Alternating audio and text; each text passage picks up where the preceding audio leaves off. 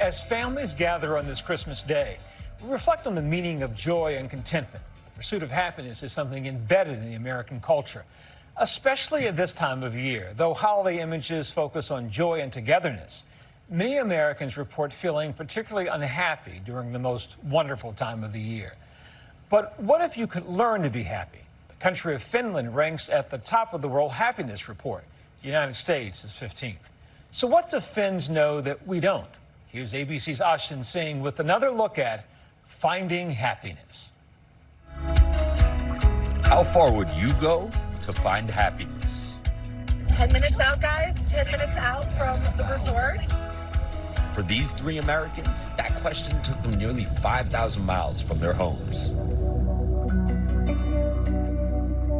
To scenic Finland, for a once-in-a-lifetime opportunity to learn the secrets of the so-called happiest country on earth. Finland launching the first ever masterclass of happiness. Sponsored by the government, hosting 14 people from around the world. We were right there, granted exclusive access. My biggest takeaway so far is that sometimes I avoid things. Sorry, I might cry. In the U.S., we're thinking about, like, how can I make a living? You're too tired to think about, like, how happy I feel. Finland really is the happiest country in the world. Maybe we should all listen a little bit more closely to what they are saying. Finland was crowned the happiest country on earth by the World Happiness Report. In comparison, the United States ranks 15th. Experts say Finland's robust safety net, like free healthcare and free and low-cost childcare, play a major role in promoting happiness. But there's another key difference in America. Success is defined as more. And that is making a lot of people actually quite miserable because there's this sense of, I will never have enough, earn enough, more fundamentally, be enough. That is not Finland. Embracing its reputation. Did you hear? Finland is organizing a masterclass on happiness in Finland, in person. Finland announced a worldwide contest, whipping the internet into a frenzy, like something out of Willy Wonka and the Chocolate Factory. I got a golden ticket. 150,000 people from almost every country in the world applying for their chance at a golden ticket. Only 14 winners were selected, including 3 from right here in the U.S. Okay, you guys, I just found out I'm going to Finland.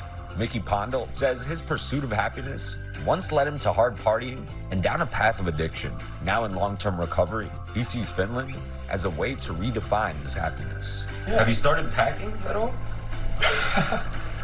No, absolutely not. Orlando Dobbin is an elementary school counselor from North Carolina. Orlando says happiness is something that has often fallen to the bottom of his priority list. At one time, struggling with a personal crisis. Last year was a really low time. There were times where I called suicide hotlines to get support. It's gotten pretty tough.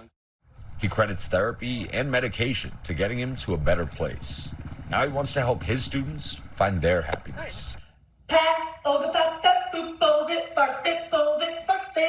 Anna O'Brien is a content creator from Austin. Oh, I'm too much? How about now? A self-proclaimed confidence queen, championing all things body positivity with more than 10 million social media followers. But she has also opened up about her struggles. Part of the reason I am overweight is because of the drama in my life and because of the ways I coped with it. Now on a health and weight loss journey, Anna says the responsibility she feels to represent plus-size people in her content has at times taken a toll. There's this pressure to constantly be the best representation of myself, which drives me to overworking, overextending, and never taking that time to just live. She's excited about her trip, but is admittedly scared about what will happen when she gets there. When people see people in my body, there is a perception of what we are and what we are capable of. And I've had to fight against that narrative my whole life. I'm going into this just open. It is 5 p.m. the night before I leave for Finland. It's just not all gonna fit. My parents, lovely parents, are here taking me to the airport. Say hey. Hey! So I made it to the airport. Let's go. If you see a big man in close. So I just arrived in Helsinki. Hello! Get on the bus to happiness! Finland is the home of Santa Claus, known for its northern lights in the cold, dark months, and for its endless daytime in the summer. So it is almost 10 o'clock in the evening here in Lake Saimaa in Finland, and it's no wonder they call this place the land of the midnight sun. The sun almost never sets here this time of year. Whoa, this is insane. I'm so thankful to be here.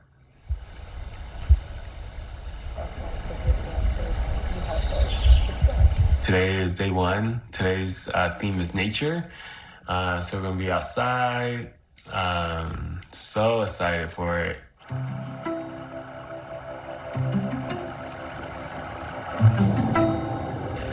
Bright and early, the group's first activity, hiking, a common pastime for nature-loving Finns. You guys all set? Yeah. All right, Mickey, we're on our first day.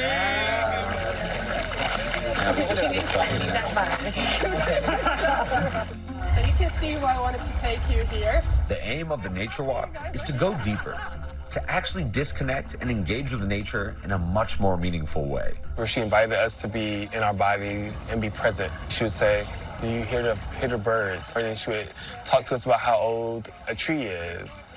We'll sit down for a little bit and enjoy and relax. So when you are sitting down comfortably, you can close your eyes and continue like this for a moment. I am really happy to be here. It also made me feel a little anxious, to be really honest, because everything felt much slower, and that was uncomfortable. I realized I don't stop very often, and so it was nice just to stop for a second. I think it's very important to be in nature. I don't do it enough. It's almost like hearing the thing that's been calling to you all along, you know? I could feel like my spirit just calming down and becoming a little bit more still. Along with nature, another core part of Finnish happiness is the sauna, a place where you go to connect to your body and with others. Just like the masterclass students, we get a lesson of our own, changing into our swimwear and towels to enter the sauna. We put the cloth here and we sit on it. And then you take water. Oh, you're really throwing it, okay. Oh, so there we go. When we strip our clothes and enter the sauna, many of us Finns, we also strip away from our worries and we really go there to be present. And I think that's a huge gift. Back at the masterclass, the group is immersed in key principles of Finnish culture. Simple living. Day 2, we're at a farm. I just took it out of my hands. We're living that farm life. Balance and well-being. Day 3. We're doing forest yoga, baby. One hand at a time. Exhalation, slide down. Enjoying good food. Where are the Twinkies? I am making tartlets. I'm going to be real honest with you. I do not know what I am doing. It's delicious. Is it really delicious? Yeah, it's actually delicious. And good company. And it's been so inspiring to spend time with just amazing humans from all over the world. And that's been probably one of the greatest sources of happiness since being here. Very good. There we go. Yes. Mickey, telling us this trip has shown him just how far he's come. Compared to the last time I went abroad where I was drinking every day, you know, alone and with other people, this time has been so much better. I've been so much more present and joyful and connected with people. Sometimes I avoid things because they seem hard or scary, and I'm cheating myself out of those opportunities. And I think I need to be less scared. That sometimes things that make you happy are hard. We want to think about this masterclass week of how do you take it into the world. April Rinne, an American born to a Finnish father, has spoken all over the world about navigating life's volatility. Everyone is dealing with different kinds of change, and everyone wants to be happy. She thinks Americans can learn a lot from Finnish culture. The United States is 15th on this World Happiness Report. What are we getting wrong in the United States about being happy? We have a real challenge with trust in the United States. For many people, the hardest person to trust is themselves, or if your default is mistrust, it makes it very hard to be happy, satisfied. I mean, it's a straight shot to fear and anxiety. What traits have you noticed are consistent in happy people? Happier people have a deep connection to gratitude. They express gratitude every day. Happiness is something that can be learned, but it has to be practiced. On the final morning of the masterclass, I catch up with the Americans one last time. How's the week been? I wonder if you asked a butterfly, like, what was it like becoming a butterfly? The butterfly being like, how do I explain this process, right? That's how I feel. You feel like you've gone through metamorphosis. I do. What I'm hoping to bring back to my community is just having a deeper sense of connection to them and realizing that I can't be happy unless they're happy, and that they can't be happy unless I'm happy, and there's some collectiveness to it. We are all so busy looking for happiness out there. I'll be happy when I get the promotion. I'll be happy when I move to the new city. If you can't find gratitude with what you have right now, you will never have it. When you were on the other side of this, you said one of the things that you wanted to focus on was stopping. Here's the interesting thing. I thought that's what I needed. And I realized that all of the times I pushed myself and worked so hard to try to be like the best version of me is because I don't trust that people will value me unless I constantly prove to them that I'm worthy of any sort of value. You feel like you're turning a new leaf? Yeah, but I don't know what's next, right? It's not like I walked away from this week with answers. It's more like I walked away from this week with some really difficult questions that I think will, in fact, change my life. 1, 2, 3. 3 lives changed, heading home with a new take on life. I went in Finland, man. And profound lessons. You're officially a Finn now. Still to come. And the first thing I did when I came back was like, screw that. I'm gonna do it. Let's go on this country. Have the Americans actually become happier? Stay with us.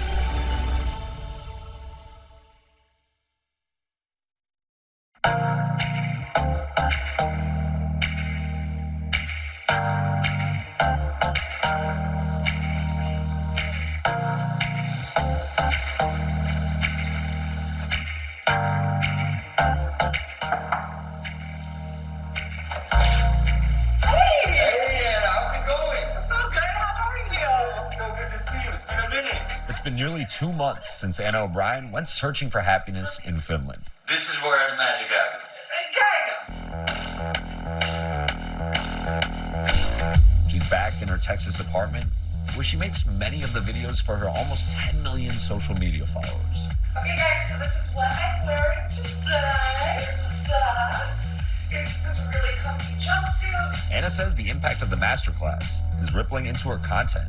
It's made me rethink all of the things we're doing for this channel. How has it changed your approach to content creation? I held back a lot. Not because I was ashamed, but because I didn't trust that other people would accept my opinions. And I've given myself permission to be a little bit more open. Finding the courage to post this emotional video, sharing the problems she faced on her flight there. I just really hate my body right now. Would Anna, before she got on that trip? No, probably wouldn't have. Yeah. I mean, I think it'll help other people feel seen, and some feel empowered to do something they were scared of and to not give up. Has anything kind of changed since you've come back from Finland? There were some things that I really wanted to do, but I was like, oh, I'm not going to be able to, right? I just immediately wrote myself out of them. And the first thing I did when I came back was like, screw that. I'm going to do it. Anna took a vacation to Portugal and Spain shortly after the masterclass. and pushed herself to take a challenging uphill hike.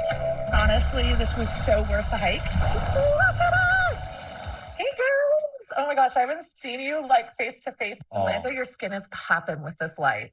Yeah, I just discovered this spot literally just a few seconds ago. Anna has also forged a lasting bond with fellow Americans Mickey and Orlando. I know, it's so good to see everyone though. Yeah, nice to see you guys. What did happiness mean to you before the trip versus what it means to you now? I think I thought of happiness as like, we all needed to have an individual plan for how we would become happy.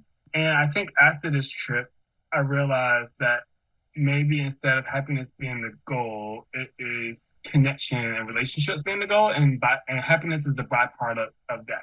We're finding new ways to connect to people, and that connection is part of what equals happiness. I think I thought whenever I was unhappy that I was like doing something wrong, or that there was something wrong with me. Like sometimes I'm just having a down day or a down moment. Like, not everything is a problem that needs to be solved. Are you happier? Am I happier? I don't know. It's hard to say. But what I have been thinking about is trying to zoom into the present moment a little bit more. I think the answer is yes for me, because I think the main lesson I took away was that happiness is an inside job, mainly. I thought happiness was an idea of a choice, and I think happiness is actually an action. And I think that when you begin to see that like it's an action versus a choice, you're making changes in your life to allow yourself to have a happier existence. I'll check you later. Peace.